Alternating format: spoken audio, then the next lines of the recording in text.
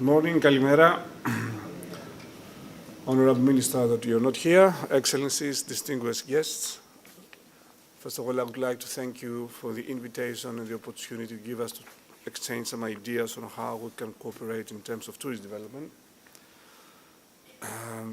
While waiting for the presentation, I have a few slides, more or less repeating some of the things already have been presented.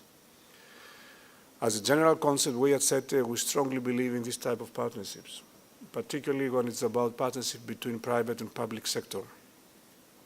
It's not always easy to do it, and particularly it's not always easy to do it within a certain short term, which most of the time is the goal of ministries, because ministers want to produce and present work within their ministerial time, which is 2-3 years maximum. But we as private sector will have to work together.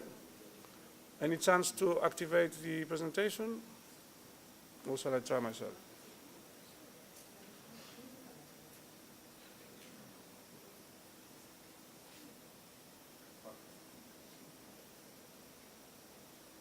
A few slides just to facilitate the narration. The quality of the noise is not because there's technical problems, simply my voice is a bit problematic today. Αυτό ήταν πάντα εκεί. That was always there. Fantastic. So can I use something to advance that one, or you will be the finger? So let's move to the next slide. There's a few things. This is a very nice job done by World Tourism Organization pointing out the potential of tourism in Africa. Maybe you're aware that this year, the 20th General Assembly of UNWTO took place in Zimbabwe and Zimbabwe, where all of us have realized once more the rich tourist product which is available in this country, in this continent. So I strongly believe that Kenya is among those countries. Can I go to the next one, please? If we see the latest figures available in terms of international tourist arrivals and receipts, we see a rather stabilized situation now. Since 2008, I guess you had a major crisis.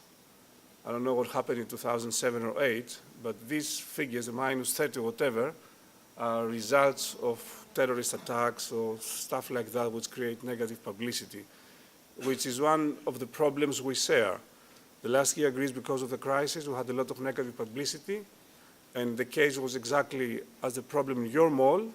It has been spread to the international opinion that happens everywhere in the country. That was the case of Greece many years ago. But now the situation seems to be stabilized. Next slide, please. And these are the rankings of Kenya in terms of tourist competitiveness given by World Economic Forum. We see that, well, you do well. I'm sure you can do even better. And let's move to the next slide. And here I compare Greece and Kenya. It seems, and it is, that Greece is far more competitive than Kenya. However, to my surprise, nice surprise, I realized today that Kenya offers 40 golf courses, while we, Greece, we offer only 6.5. So, and this is a strong competitive factor. I'm sure you will benefit in the near future. Next slide, please. In this and the 3 next slides, this is just a verification of how important is tourism for both countries in terms of contribution to GDP. Next slide for the tourism employment and the total tourism employment. So we are well above 10% for the case of Kenya, and almost we reach sometimes 20%.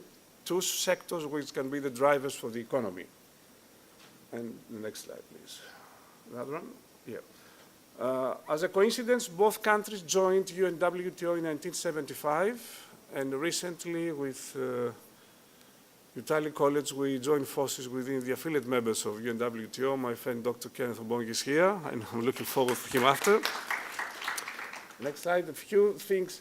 Well, the population is impressive, at least 4 times Greece. Obviously, the average per capita is not that high for the moment. However, as the trends worldwide is we have an increased middle class, we expect sooner or later to see more Kenyans travel abroad, and we'll be happy to welcome them.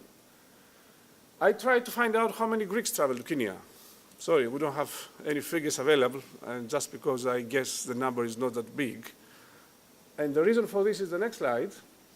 when I tried to find if there's a direct flight from Athens to Nairobi, I'm sure you have mentioned that yesterday and you have mentioned that before, it is not available. I remember a few years ago, this goes back to 1980-85, there was a flight by Kenya Airways from Nairobi, Athens, and then continued to London. And that was very helpful. We had Olympic Airways flying to Joburg, so we could have some kind of connections. Unfortunately, for the moment, it's not available.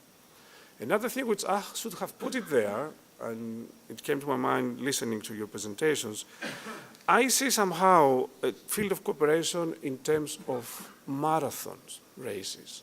You know, next week, tomorrow, after today, we organize our marathon, and normally the marathon winner is a guy from Kenya. You have a long collection of those things. I don't know, we'll have to think together how we can profit from this coincidence.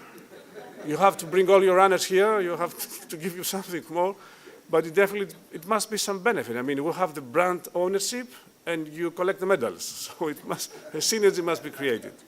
So that's all. Thank you very much for your attention. I wish you all the best to your efforts. Thank you.